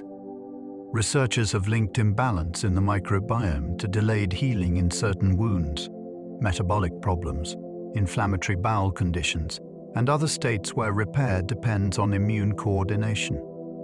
This may happen because microbes influence inflammation, barrier function, and the production of useful compounds that support tissue health. If the community shifts too far, the chemical signals can change with it, and the body may lose some of the quiet support that helps keep healing on track. The effect is not always dramatic or easy to trace. Often, it is subtle, unfolding through altered immune tone rather than obvious infection. That is what makes it so compelling. Recovery may depend not only on the cells that belong to you, but also on the balance of the living world within you. Healing can slow when that hidden society falls out of tune. Sunlight helps the body make vitamin D for repair. When sunlight touches the skin, something extraordinary begins. Ultraviolet light helps trigger the production of vitamin D, a molecule that acts more like a hormone than a simple vitamin. It influences calcium balance, supports bone health, and helps shape immune activity in ways that matter for repair and resilience. This connection between sunlight and healing is one reason the body's relationship with the environment feels so intimate. A force arriving from 93 million miles away can affect how well bones mineralize and how effectively immune signals are regulated. Of course, more sun is not always better, and too much can damage the very tissue it strikes. But in the right amount, light becomes part of the body's chemistry. It is remarkable to think that recovery can depend in part on a conversation between skin and sky. The body does not heal in isolation. It responds to the world beyond it. too little protein can quietly impair wound healing. Repair is physical work, and physical work requires building material. Protein supplies amino acids that the body uses to make enzymes, immune molecules, muscle tissue, and crucial structural proteins like collagen. Without enough of it, wounds may close more slowly, tissues may rebuild less effectively, and the immune system may struggle to keep pace with the demands of recovery. The striking part is that this can happen quietly. A person may not feel dramatic hunger or obvious weakness at first, yet healing can begin to lag because the body lacks enough raw material to construct what it needs. In everyday life, protein often gets discussed in terms of strength or fitness, but in healing it plays a far more fundamental role. It is not merely about building larger muscles. It is about giving the body the ingredients to patch, defend, remodel, and restore itself. Recovery cannot be assembled well from missing pieces. Zinc supports enzymes involved in tissue rebuilding. Zinc is needed in tiny amounts, yet it helps unlock an astonishing number of biological reactions. It supports enzymes involved in DNA synthesis, cell division, protein production, and the immune responses that accompany tissue repair. In practical terms, that means this small mineral becomes important whenever the body is trying to rebuild. Skin cells need to multiply. Immune cells need to coordinate. Enzymes need to shape collagen and manage countless microscopic steps between injury and repair. Zinc is woven through these processes like a quiet helper behind the scenes. When levels are too low, healing can slow, and the body may struggle with both defense and reconstruction. There is something beautiful about that scale. Vast and visible recovery can depend on atoms of a trace element moving through enzymes too small to imagine. The body's grand repairs are often carried out through the cooperation of very small things, each doing a job that cannot easily be skipped. Vitamin C helps the body weave fresh collagen. Collagen gives healing tissue strength and form, but the body cannot build it properly without vitamin C. This nutrient helps enzymes stabilize collagen molecules, so they can be assembled into resilient fibers rather than weak, poorly formed structures. In effect, it helps the body weave the fabric of repair. Without enough of it, wounds may heal badly, gums may bleed, bruises may appear more easily, and tissues can become fragile in ways that once terrified sailors during long voyages at sea. That history still matters because it reminds us how visible the absence of one nutrient can become. Healing is not only about energy and rest. It is also about precise chemistry. Vitamin C works at the molecular level, yet its effects appear in skin, blood vessels, and connective tissue throughout the body. Something as simple as a nutrient from fruit and vegetables can become part of the hidden craftsmanship that holds healing tissue together. Dehydration can make recovery harder for every system. Water is so familiar that its role in healing can seem almost too obvious to mention, yet nearly every repair process depends on it. Blood volume, circulation, temperature control, digestion, waste removal, and the transport of nutrients and immune cells all rely on adequate hydration. When the body is short on fluid, everything becomes a little harder. Tissues may receive less efficient supply. Mucous membranes may dry out. The heart may work harder to move blood. Even mental clarity and mood can worsen, which matters because recovery is not only physical. It is easier to think of dehydration as a sports problem or a hot weather issue, but healing reveals how universal water really is. The body is an active chemical landscape, and that landscape needs fluid to function. Recovery can slow not because the repair mechanisms disappear, but because the medium through which they work has been thinned, strained, or made less efficient. Blood sugar levels can strongly affect how wounds heal.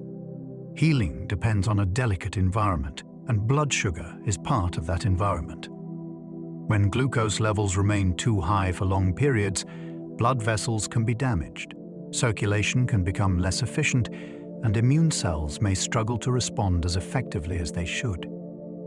Nerves can also be affected, which matters because sensation protects wounds from further harm. In practical terms, this is one reason wounds can heal more slowly and become more complicated in people with poorly controlled diabetes. The damage is not only at the surface. It is built into the supply lines and signaling systems repair depends on. What makes this fact so striking is that sugar in the blood is not just fuel. It is also a force that can reshape the terrain of healing itself. A wound may be small on the skin, yet the conditions inside the body can determine whether recovery moves cleanly or stalls. Iron helps deliver the oxygen that healing tissues need. Repair is a high-demand process, and oxygen is one of its essential supplies. Iron makes that delivery possible by helping form hemoglobin, the molecule in red blood cells that binds oxygen in the lungs and releases it into tissues throughout the body. Healing cells depend on that oxygen to produce energy, build collagen, divide, and carry out many of the steps that turn damage into restored structure. If iron is too low, the bloodstream may carry less oxygen than the body needs, and recovery can begin to drag. People may feel tired, cold, or short of breath, but beneath those symptoms something else is happening. Construction sites across the body are receiving thinner shipments. The idea is almost architectural. Tissue repair requires materials, signals, and labor, but it also needs air delivered at the molecular level. Iron helps keep those invisible supply routes moving where they are needed most. Malnutrition can hide behind normal body weight. It is possible for a person to look ordinary in size and still be missing key nutrients that healing depends on. Malnutrition is not always a matter of obvious thinness. The body may have enough calories and yet too little protein, iron, zinc, or vitamins needed for immunity and tissue repair. In that case, recovery can falter quietly. Wounds may close slowly. Infections may hit harder. Strength may return less fully. This hidden form of undernourishment is especially important because it often goes unnoticed until the body is asked to repair itself after illness, surgery, or injury. Then the shortage reveals itself. The lesson is a powerful one. Healing does not measure the body by appearance alone. It measures whether the raw materials are truly present. A person can carry weight and still be undersupplied for recovery. The outside can seem adequate, while the inner workshop is missing tools, timber, and fuel. Healing tissues demand more energy than people often realize. Recovery is not a passive drift back to normal. It is metabolically expensive. Building new tissue, powering immune cells, maintaining fever, producing proteins, and reorganizing damaged structures all cost energy. In serious illness, major injury, or recovery from surgery, the body's needs can rise dramatically, even while the person feels too tired to eat or move much at all. That mismatch is one reason weakness can deepen so quickly in prolonged recovery. The body is spending heavily behind the scenes. It is running construction crews, defense teams, and cleanup operations all at once. Even smaller forms of repair carry hidden costs. A healing fracture, a growing baby, and a recovering infection all draw from the same underlying budget of fuel. What makes this so fascinating is how invisible the expense can be.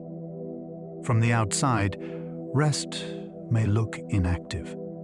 Inside, the body may be burning through enormous resources to build itself back. Food is not medicine alone, but healing needs fuel. It is tempting to search for one perfect food that heals. One ingredient that fixes everything if only we choose it wisely enough. Real recovery is less magical and more profound. Food is not a standalone cure, but it gives healing the fuel and materials it needs to happen. Proteins provide structure. Fats help build membranes and signaling molecules. Carbohydrates offer energy for cells under heavy demand. Vitamins and minerals support the enzymes that guide every step. Without enough fuel, even the body's best repair systems begin working under strain. With it, they have a chance to do what they were designed to do. This does not reduce healing to nutrition, because rest, sleep, immunity, circulation, and emotional state matter too. But it does reveal something essential. Recovery is embodied. It is made of molecules. The body cannot rebuild itself from inspiration alone. It must be fed while it works. Exercise can reduce inflammation when done in the right dose. Movement is often imagined as stress on the body, yet in the right amount, it can become one of the body's best anti-inflammatory tools. Moderate exercise helps muscles use glucose more effectively, improves circulation, and encourages the release of signaling molecules that can calm excessive immune activity over time. This is one reason regular movement is linked to better health across so many systems, from the heart to the joints to the brain. The fascinating part is that the dose matters. Too little, and the body misses those benefits. Too much, and the stress of exertion can begin to outweigh them. But when the level is right, exercise becomes a kind of training for resilience. It teaches the body to recover efficiently after strain rather than staying stuck in alarm. What looks like effort from the outside can become balance on the inside, where the chemistry of repair learns how to stay more steady. Overtraining can turn recovery signals into chronic stress. The body grows stronger through challenge, but only if it is given time to absorb that challenge and rebuild. When training becomes too intense, too frequent, or too poorly supported by sleep and nutrition, the signals that usually promote adaptation can start turning sour. Stress hormones may stay elevated. Muscles may remain sore without improving. Mood can flatten. Sleep can worsen. Performance may mysteriously drop, even as effort rises. This is what makes overtraining so strange and compelling. The person may be working harder than ever, yet moving farther away from health rather than toward it. Recovery signals are still being sent, but they are buried under too much demand and too little restoration. The body stops treating effort as a lesson and starts treating it as an ongoing threat. Healing is deeply involved in that shift. Without enough recovery, the machinery of growth becomes the machinery of wear, and the line between training and damage begins to blur. Walking helps circulation without overwhelming healing tissues. Few forms of movement are as simple or as quietly useful as walking. It encourages blood flow, helps move oxygen and nutrients through the body, and supports the return of fluid through the veins without placing extreme stress on most healing tissues.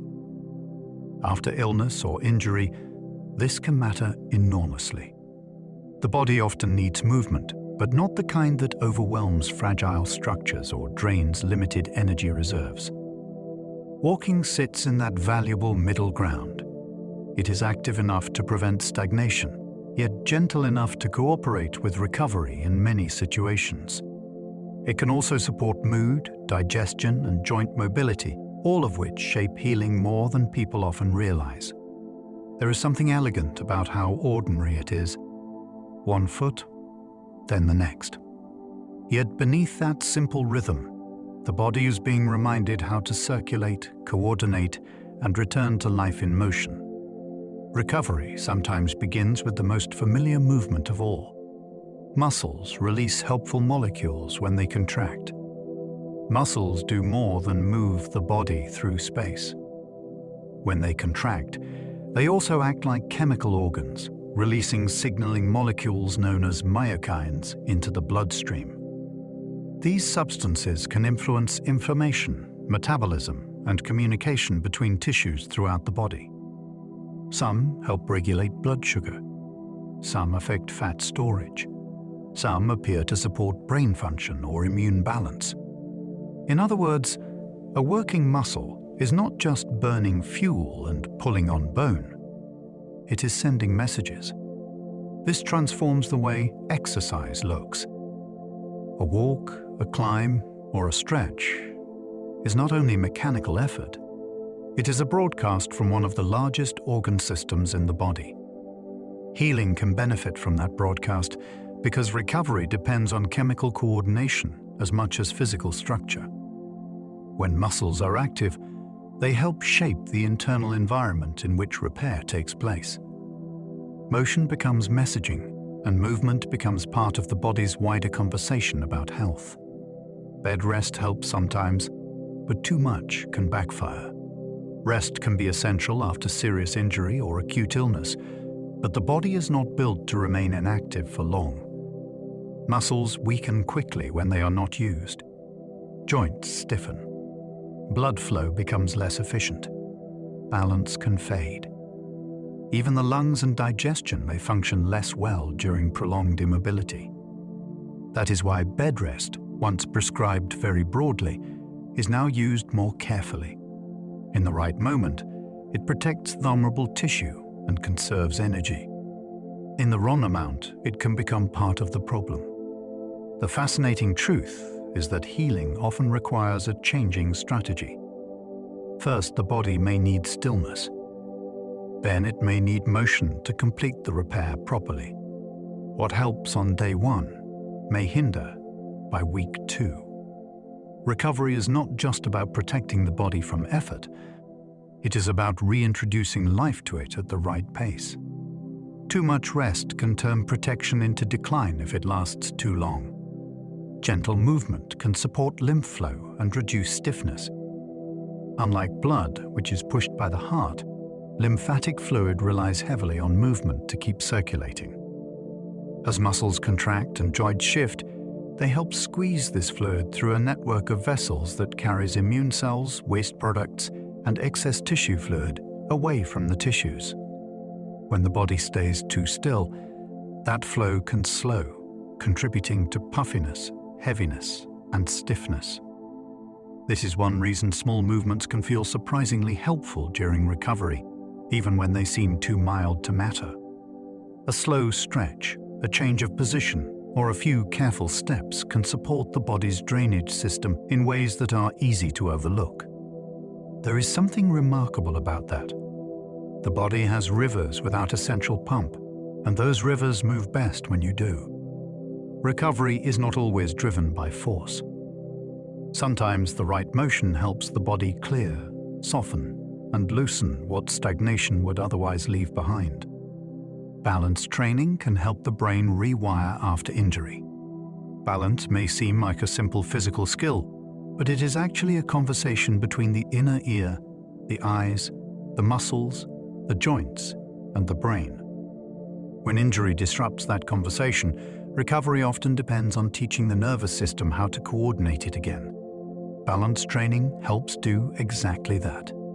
By challenging stability in small, controlled ways, it encourages the brain to update its maps of where the body is in space and how it should respond when that position changes. This matters after ankle injuries, concussions, strokes, and many other conditions where confidence and coordination have been shaken. The fascinating part is that the brain can improve through practice, even when the original problem seemed purely physical.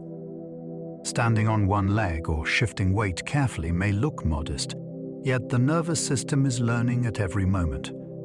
Healing becomes not just tissue repair, but a process of rewiring perception and movement together. Rehabilitation often depends on repetition, teaching the body anew. After injury, the body does not always return to old patterns automatically. Muscles may weaken, joints may stiffen. The brain may begin avoiding certain movements because of pain or fear. Rehabilitation works by using repetition to teach the system again. The same motion, practiced carefully and often, helps strengthen tissue, restore timing, and rebuild trust between the body and the nervous system. At first, the exercises can seem almost too simple to matter. Lift the arm, shift the weight, take the step. Yet each repetition becomes a message. This is how the body relearns what it once did without thinking. The process can feel slow, but it is rooted in one of biology's deepest strengths, the ability to adapt through experience. Healing is not always a dramatic breakthrough. Often, it is something more patient and more powerful. The body changes because it has been shown, again and again, how to become itself once more. Pain does not always mean damage is getting worse. Pain feels like a direct warning from injured tissue, but it is more complex than that.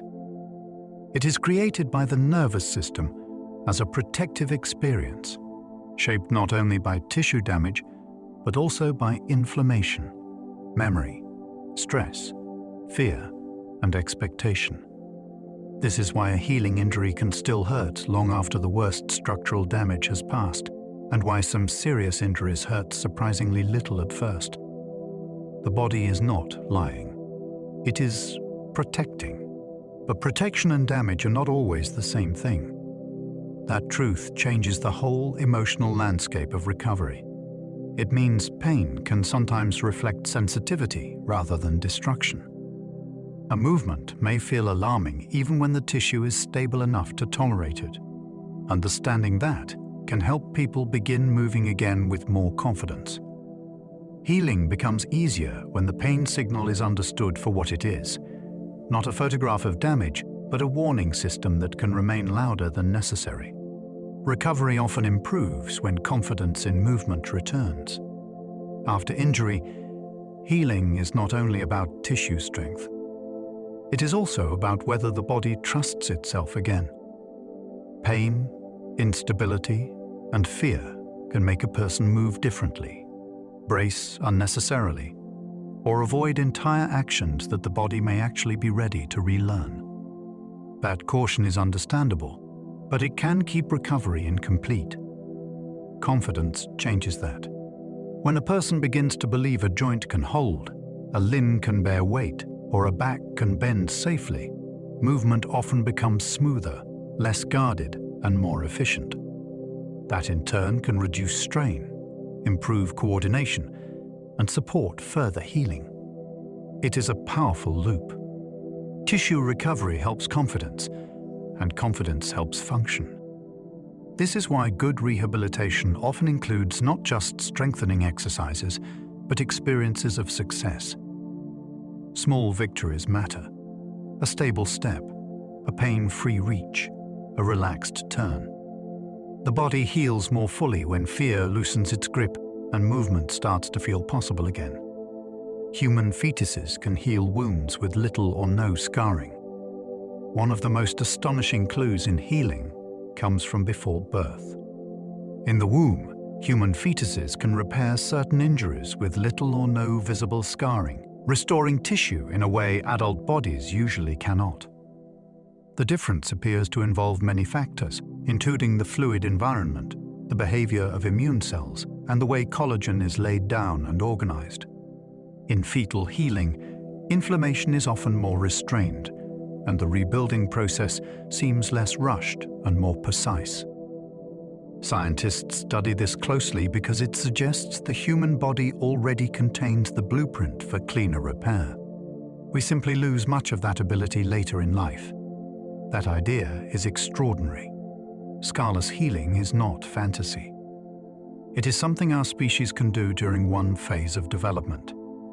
Hidden in early human life is a version of repair that feels almost miraculous, and modern medicine is trying to understand how much of that forgotten skill might one day be reclaimed. Salamanders can regrow limbs, inspiring regenerative medicine research. If a salamander loses a limb, it can grow it back. Not a rough stump or a scarred substitute, but a new limb containing bone, muscle, nerves, blood vessels, and skin, arranged in working form. This ability has made salamanders some of the most fascinating animals in all of biology. After injury, cells at the wound site do something remarkable. They return to a more flexible state, forming a structure called a blastoma, which acts almost like a developmental workshop for rebuilding the missing part. Scientists study this process intensely because it reveals that large-scale regeneration is biologically possible in vertebrates. The salamander is living proof. That matters to human healing because it raises an irresistible question. If one complex animal can do this, why can another not? Regenerative medicine is partly driven by that wonder. In the salamander's quiet recovery lies a glimpse of what healing might look like if patching gave way to true regrowth. Scientists are studying why some animals regenerate far better than humans. Across the animal kingdom, healing takes astonishingly different forms. Planarian worms can regrow whole bodies from fragments. Zebrafish can repair parts of the heart. Deer regrow antlers every year. Salamanders can rebuild limbs. Humans, by contrast, usually heal through closure, scarring, and partial repair rather than true replacement. Scientists want to know why. The answer seems to involve development, immune behavior, gene regulation, and how cells respond to injury signals. In some animals, wounded tissues become flexible and growth-oriented again. In humans, that same injury more often triggers rapid sealing and fibrosis. Both strategies have value. One is fast and protective. The other is dramatic and restorative. What makes this so compelling is that the human body may not be missing the relevant genes entirely. It may simply be using them differently. Somewhere in the gap between a scar and a new limb lies one of the most exciting questions in modern healing science.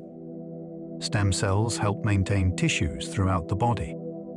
Scattered through many tissues are small populations of cells with an extraordinary role. They act as reserves, capable of dividing and giving rise to more specialized cells when maintenance or repair is needed. In the skin, intestine, blood, and other tissues, these cells help replace what daily life wears down. Some stay active all the time.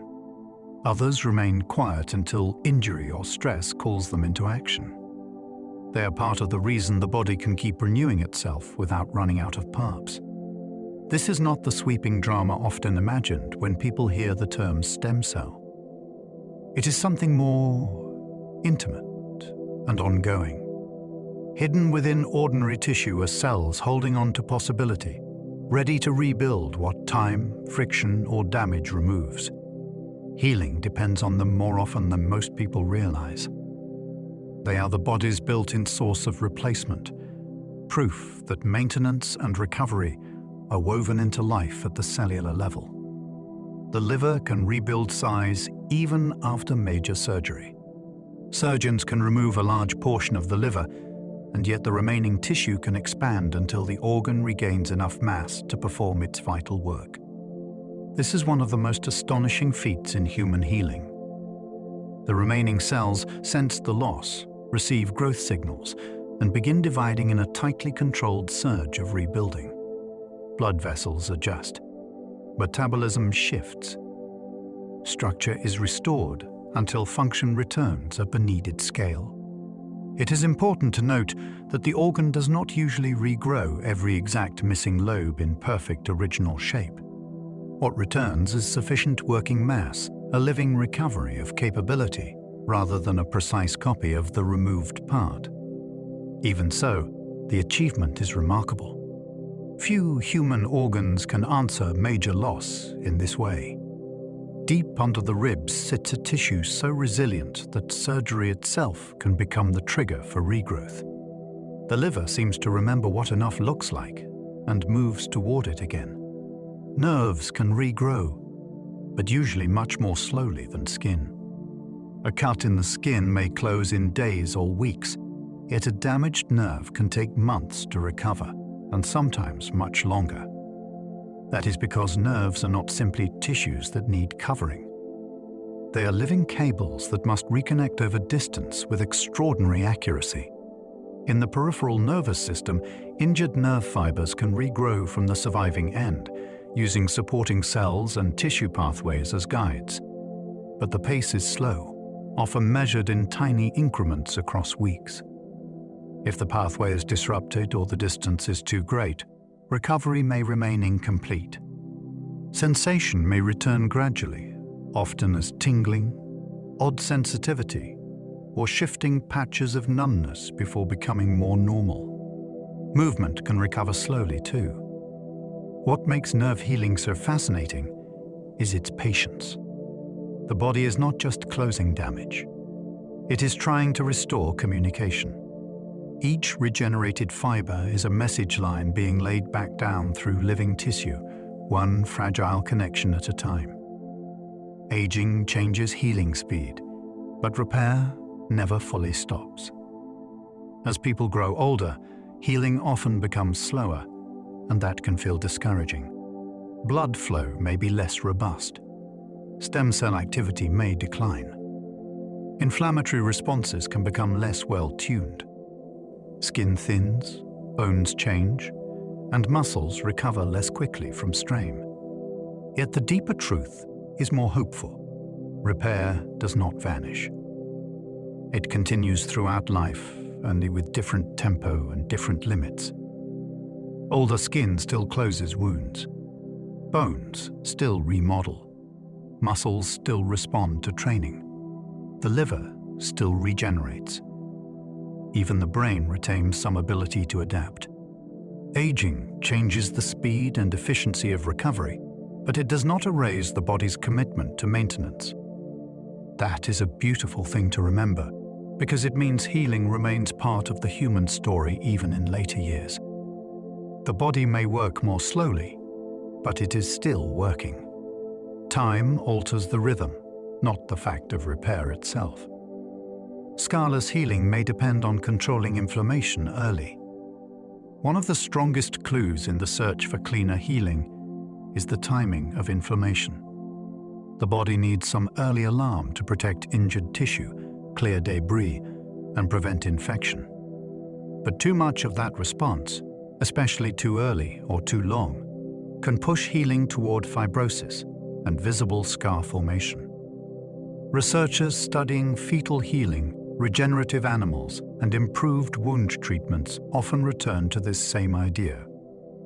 The difference may lie not in whether inflammation happens, but in how precisely it is controlled. If the initial immune response is balanced just right, tissues may rebuild with more order and less fibrous patching. This makes the first hours and days after injury especially important. The opening phase may shape the entire final result. What is so striking here is that the body's own defense can become both helper and hindrance. A scar may not arise only from damage itself, but from how the early alarm is managed. Regenerative medicine hopes to help the body rebuild, not just patch. Much of modern treatment has been designed to stabilize damage, replace lost function, or prevent decline. Regenerative medicine aims for something more ambitious. It hopes to encourage the body to rebuild living tissue in deeper, more complete ways. Researchers are exploring stem cells, growth factors, biomaterials, gene signals, and engineered scaffolds that might persuade damaged organs, joints, nerves, or skin to regenerate rather than simply scar. Over. The dream is not science fiction. It grows directly from things biology already does, from liver regrowth to fetal healing to the astonishing regeneration seen in other animals. Human medicine is trying to learn that language and speak it more fluently. What makes this field so exciting is that it changes the question. Instead of asking only how to manage loss, it asks how much of that loss might truly be reversed. Healing becomes not just survival after damage, but the possibility of fuller return. Natural healing is really many systems repairing you at once. It is tempting to picture healing as one process, a single force that turns wounds into wellness. In truth, it is a vast collaboration.